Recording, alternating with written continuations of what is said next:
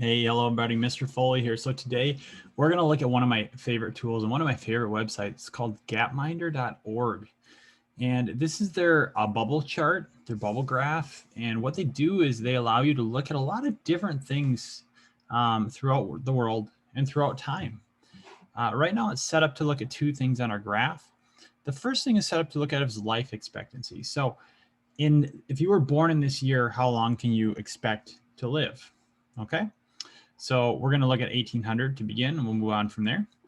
And for income, okay, income is gross domestic product per capita, meaning what is the value of all the goods and services in a country divided by the population in a year.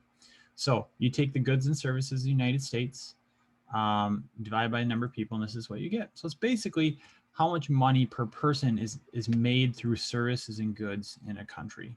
Obviously, the higher usually is going to be better for a country. You're making more goods and services, and likely you'll make more money as well.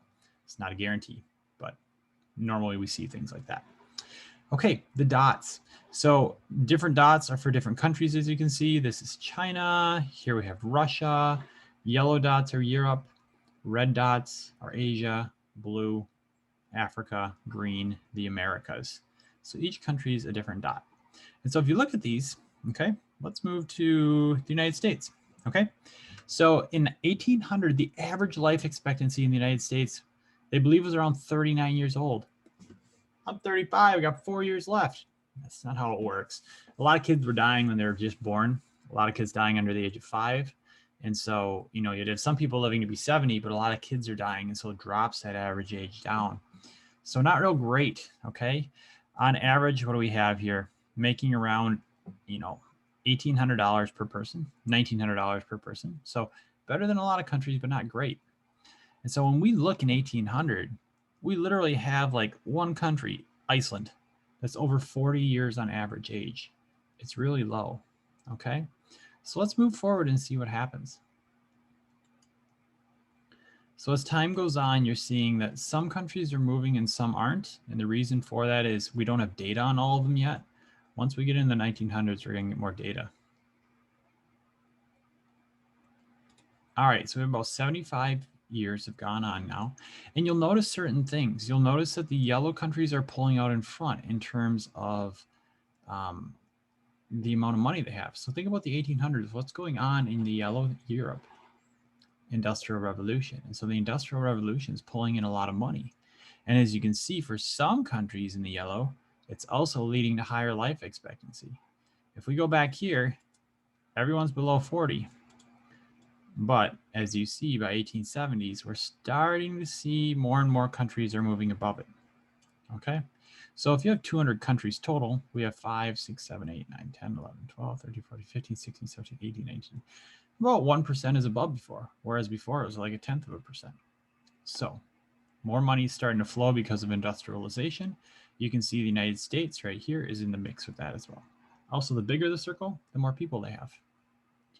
So we move towards 1900 and we start to see more and more upward motion, which is great.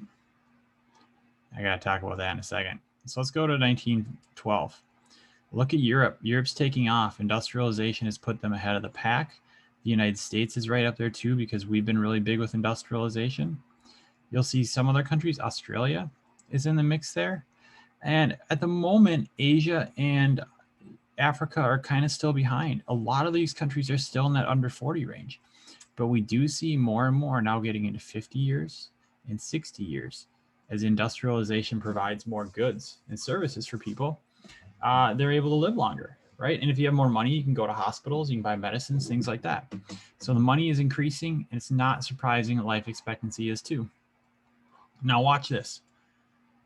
World War II or World War I starts in 1914. Watch what happens with all the circles. Here it is. Bam. Let's watch it again. That's crazy. They all drop. If you look at this here and then boom. Some of them like below 20 years. Some of them literally are almost off the chart. I think they are off the chart. I don't know if that's possible. And what you're seeing here is the results of World War II or World War I with so many people dying, the life expectancy drops down, right? But you'll notice the income doesn't, okay? And a big reason for that is all these goods are being made for war. All right, so let's watch what happens up till 1950. Major changes are starting to happen here.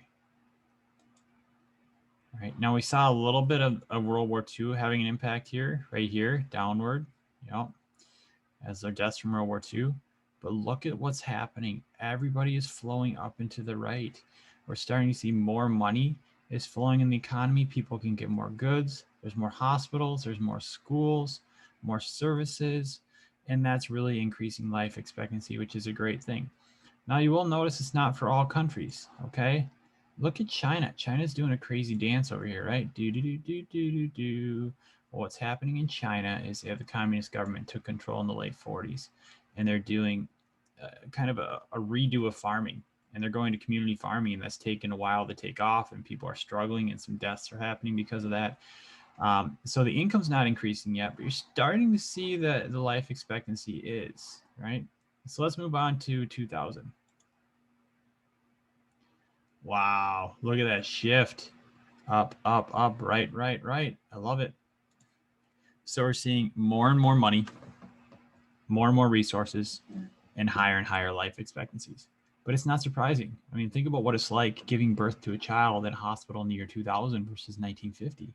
There's so many more resources for you. And so a lot less children are dying, and that's a good thing. But you will notice that Africa is still way behind the pack. And a lot of the reason for that is a lot of African countries did not even gain their freedom until the 1960s. And so if we look at when they first gained freedom, you know, a lot of them are below 60. And so they are making progress. It's just not as fast as everybody else. So there you go. And you'll watch China's going to make some big leaps and bounds here in the last 20 years as more and more companies start to outsource there. They have more resources coming in, and that's going to increase everybody's life expectancy a little bit too. Look at this. There we go. So we go from way down here, pretty well together. Everybody's kind of in the same range, to a really big spread with countries being all over the board. But overall, all the countries gaining at least 20 years of life, which is fantastic. So over time, things have gotten better. And that's not surprising when you think about technology and services and everything that we have in our modern life today. So you can take that information. I did leave a link to this website if you need it. And just think about, you know, what are we seeing with the world over time? Seems like things are going better. And why is that? So that's what I got for you. Hope you have a good day. And we'll go from there.